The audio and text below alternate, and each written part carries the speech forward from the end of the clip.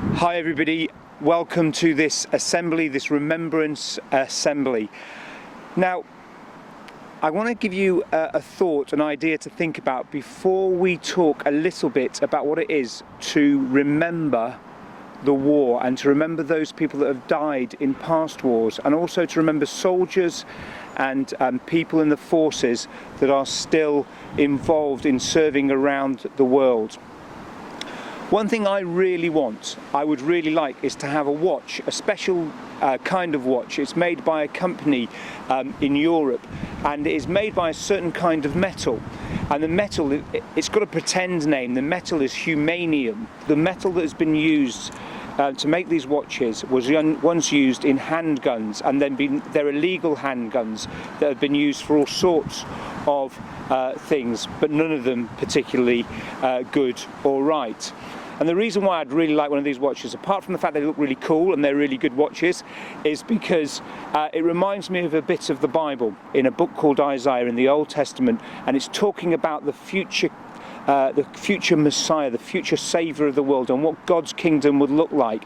And it says that this person, this Messiah, this king of this future kingdom, will take all the weapons of war. And in those days it was swords and spears, but nowadays it would be handguns and grenades and missiles, and it would take all those weapons of war and it would bash them into things that were used for peace and for prosperity and to make humanity thrive. And that would be things like, in those days, would have been farming tools like ploughs and that kind of thing. And now it would be things like watches. So for me, owning that watch would remind me something about what God's kingdom would be like, where the things of war would be turned into the things of peace. So as we go into remembrance and think about all that goes on in remembrance, I think it's really important that we remember that there's nothing about war that is to be celebrated. There's nothing about the tragedy and the sadness of war that we want to glorify, because actually it's deeply, deeply sad for both those people that fought in it and survived, and for those people that didn't, and for their families, and for those innocent people caught up in the mess that war is. So we have to have some integrity when we think about war, and we think about remembering war, because we're going to pop into church and we're going to look at some of the books that remember the people that died in the Great Wars, in the First World War and the Second World War. Those people, actually a lot of those people that we'll look at the names of, they lived and came from the streets around this church. Streets that you live on now are where these people came from, and some of them are not much older than you, some of those people that passed away. And while we remember those, we can also remember that actually there are people around the world now, in different parts of the world, who are suffering from war, who are your age and will be struggling to cope with life and to survive life because of the wars that are going on in their homes and in their towns and in their countries now.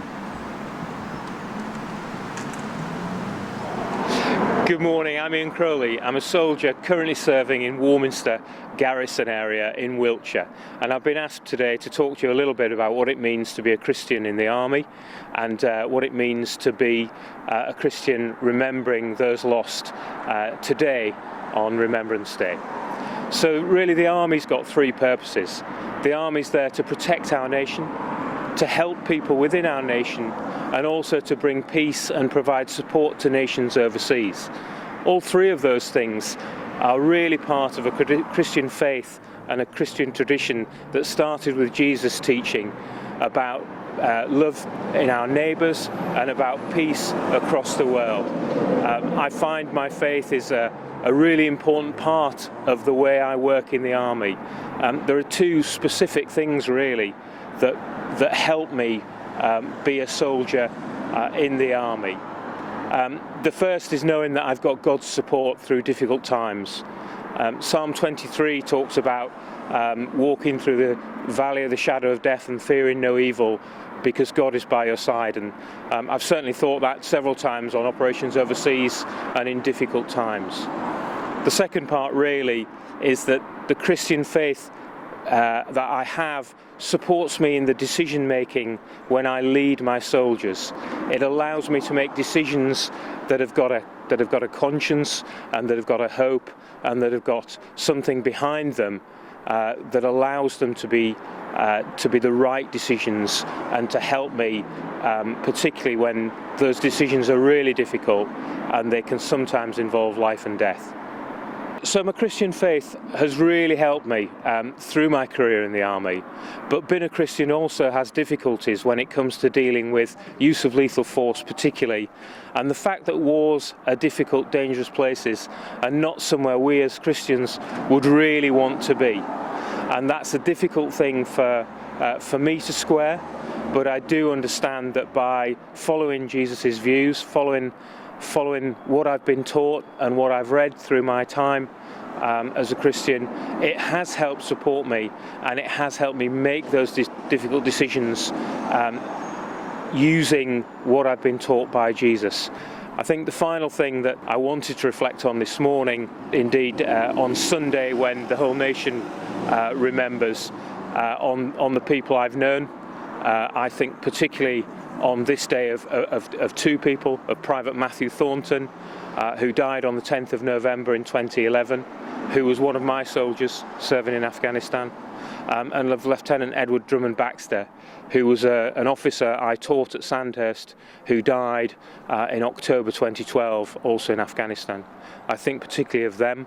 I pray that God is with them, and more importantly, that their families are being looked after, and I remember their families through this time. They're special people to me, to have known them, to have appreciated the sacrifice they've given. There are, of course, thousands and millions of others around the world who've died in conflict, who we should remember. The Lord's my shepherd, I'll not want. He makes me lie in pastures green.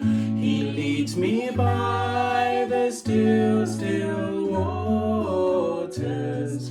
His goodness restores my soul. And I will trust in you. And I will trust in you alone, for your endless mercy follows me, your goodness will lead me home. He guides my ways in righteousness, and he anoints my head with oil, and my cup it overflows with joy. I feast on his pure delights, and I will trust in you. And I will trust in you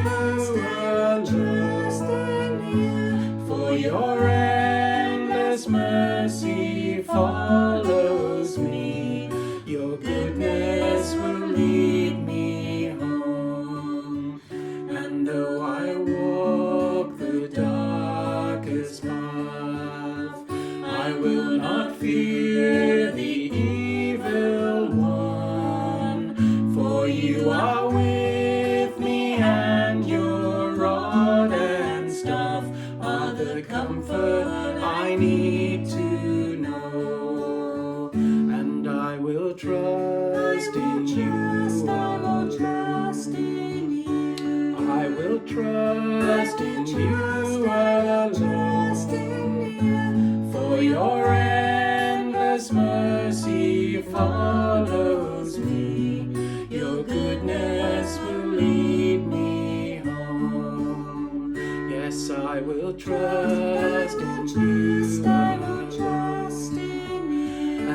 will trust in you alone,